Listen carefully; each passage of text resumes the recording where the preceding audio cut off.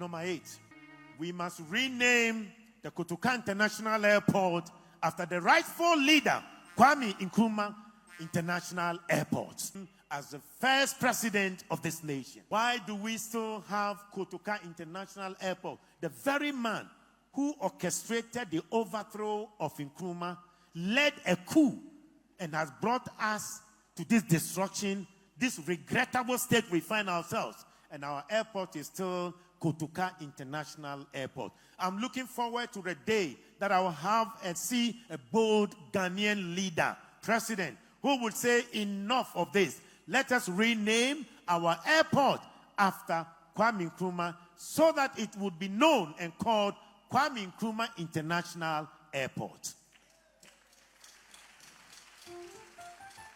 Number 9, we must apologize to Osagyefo Dr. Kwame Nkrumah for the destruction we have done to his country called Ghana. The Fourth Republic has done more destruction than the glory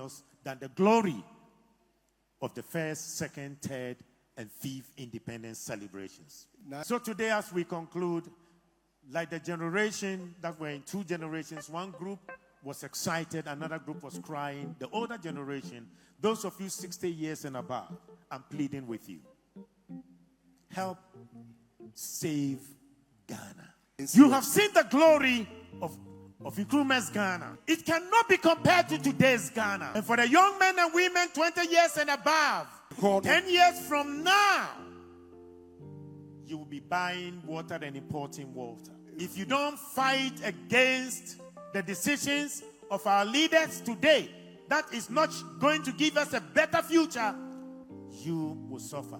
Because the president who is 80 years plus, in the next 10 years, 15 years, he's probably dead and gone. Say, if you are 80, 90, probably 10 years, 15 years, you are dead and gone.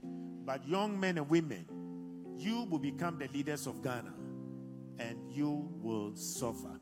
Who stole your future? 10th recommendation, we must recite the national pledge in every sector of our society, every day in our schools, at our universities. Before a lecture begins, they should recite the national pledge. We commend our Speaker of Parliament today, who have introduced that as now one of the culture now of Parliament, that they will recite the national pledge.